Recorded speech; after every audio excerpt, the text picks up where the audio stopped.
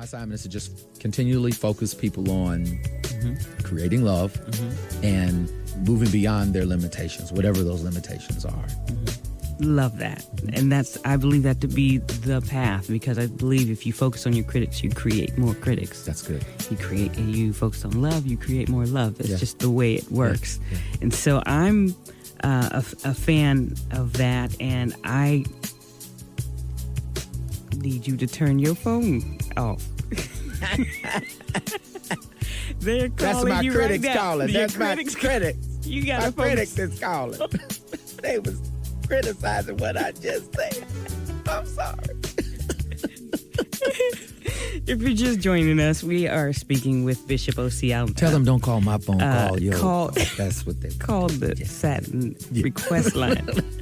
I wanted to really talk to you about the support that is in your life, specifically one of your greatest supporters, who's been both visually supportive and vocal when it comes to you. Your church calls your extraordinary husband, Rashad, the first gentleman. The first gentleman. I am so in love with that phrase. How important is his purpose in your life as your husband and his purpose as a supporter of this dynamic vision that you have? Wow. You know, I'm a crybaby and emotional and all of that stuff. But just thinking about the journey and who he is to the journey is very emotional and amazing. Honestly, I don't want to call him a supporter, because at the end of the day, he is the one that not only has kept my feet on the ground, but he's also the one that pushed me into what I was called to do. You know, I've had a calling, on my life. I'll just use that term, a calling. You know, I had an assignment. Mandate something you were supposed that I was supposed to do. Right. But because of my past, my theological struggles with, what that meant as a gay man, all of that just caused me to put pause on that. And even, when he and I got together 10 years ago, I had a lot of concern about what it would look like. Who's going to sit under a gay preacher? Even though there are gay preachers, openly gay pastors and bishops and people in the world, I hadn't seen it in my context.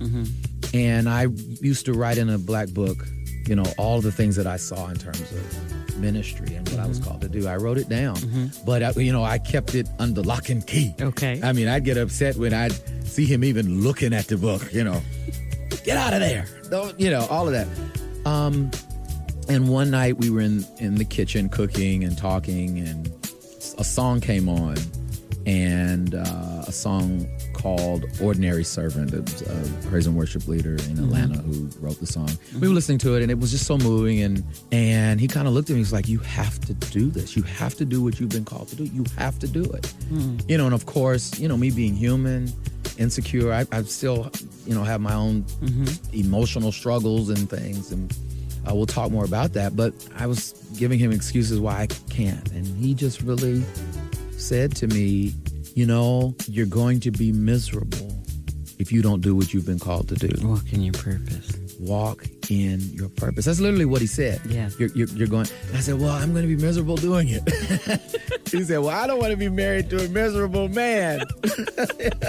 So you got to fix this, right? Yeah, you got to do this. And I got your back. I got you. I got you. Don't worry. I got the home. I got this. I got this. You do what you're supposed to do, and I'll do what I'm supposed to do. And literally, that broke the chains for me. Wow. And I said, well, okay. I didn't know how. We didn't have any money. We didn't have nothing. We just bought our first house. It was just, Okay. And it's amazing. I fundamentally believe this. When you step out on your purpose, the universe conspires to make it happen. Oh, please say that one more time. When you step out on your purpose, the universe conspires to make it happen. I believe with every fiber of my being that God, the universe, right, the source does not force You know, people say the force be with you. Well, Right. the force will be with you, but the force is not going to force itself upon you. Okay. You step out, and the force says, "Oh, okay, let's do it." I was just waiting on you to make it happen. Exactly. Because honestly, at the moment I said, okay, I didn't have any money. I didn't have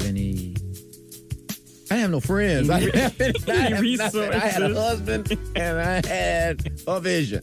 Okay. And literally the people started coming. The support started coming. Yes, we had to work hard. Yes, we had struggles. But the successes have outweighed anything that I could have ever imagined to make this happen. So he's been amazing. He's been my support. He's been the wind under my wings, those moments where I've gotten tired and weak and, you know, when the work has become very difficult. He's been the one to say, get up, get out your bed, stop all that crying and complaining. I love it. Make it happen. Yeah. He's been, Oh my been God, amazing. I love that so much, Rashad. We love you in the Satin Lounge. We love you, I hope to sit down with some pillow talk with him because he's a strong activist, or would you say an advocate Well, for? actually, he is the branch chief for capacity building in the division of HIV and AIDS at the Centers for Disease Control and Prevention at CDC. His role is to supervise the programming for all of the HIV programs in public health departments and agencies that are trying to do collaborations and capacity building. And, you know, I might have messed that up a little bit right there. No, I But thought you were doing that better. real- He can explain that better. I love But it. He's doing an awesome job on the forefront addressing HIV and AIDS in our community. So many paths and purposes and things that we need to do, but nobody can do it alone. Nobody. And it's just beautiful to know that God, or the Creator, or the universe, Or the source. Or the source. Or the force. has planned it strategically for you to have someone walk with you. We're going to come back and talk about one of the most exciting things that I believe that is happening to you right now. Your brand new book that you have available. I want to really get into that. Okay. You're listening to the Satin Lounge with KiaRene. All right. We're back with Bishop O.C. Allen. Don't you move.